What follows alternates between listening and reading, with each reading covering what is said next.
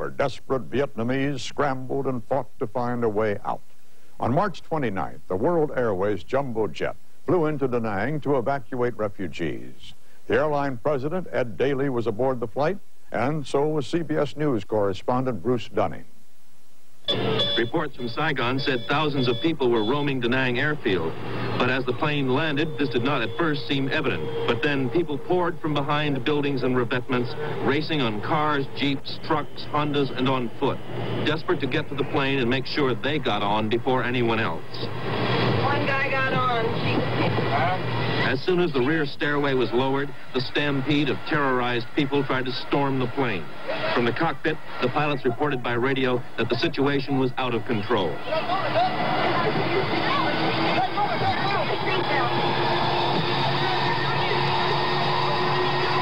Several times the pilots moved the plane, hoping to break the crowds around the rear ladder. There was no control. High-ranking officers in Da Nang have fled, leaving soldiers and airmen to fend for themselves. The hordes tried to jam up the stairway as Daly himself tried to block the stairs.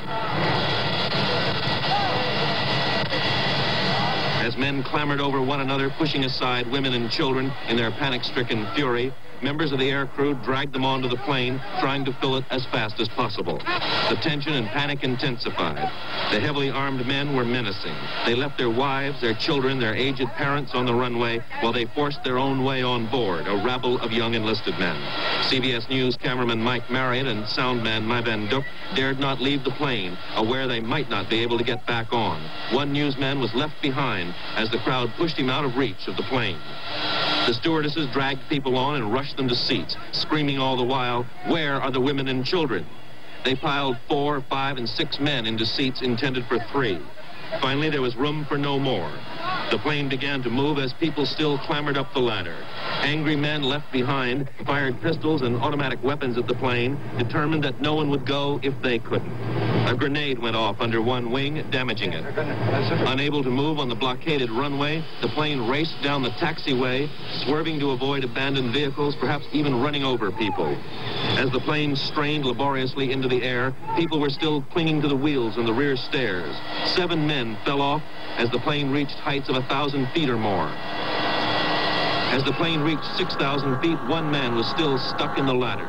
Daly had to climb out and pull him back as the plane swerved and shuddered under its heavy load.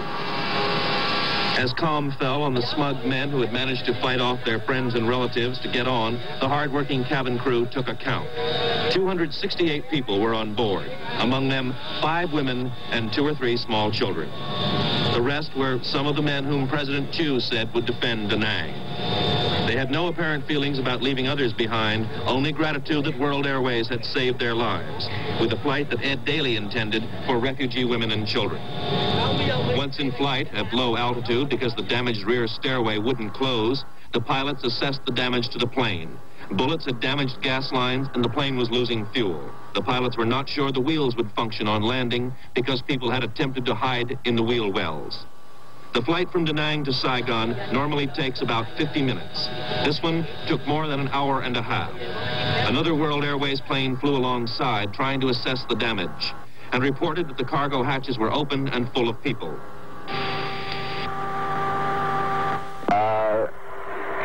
Do you think the nose gear will come down, or you can't tell yet? Can't tell, and I don't want to check it till we get in closer. That's the biggest problem I see at the moment here. Long 945, clear to Saigon. Something hanging down in the gear doors. It may be a body. Did you say a body? Well, I can't tell. It sure looks like it. Could be. We had them climbing all over. One man on the escort plane said that crew was praying for us on the damaged plane. Not knowing whether the wheel assemblies would hold, the flight crew put the plane, almost empty of fuel, down very gingerly on the runway at Saigon, and the deserters on board cheered. As the plane taxied to a parking place, soldiers poured out of the luggage holds. As cameraman Marriott was filming the unloading, a South Vietnamese Air Force security officer arrested him for taking these pictures. The Air Force had things under control again. But the men and women of World Airways had brought their plane and its load home. Bruce Dunning, CBS News, back from Da Nang.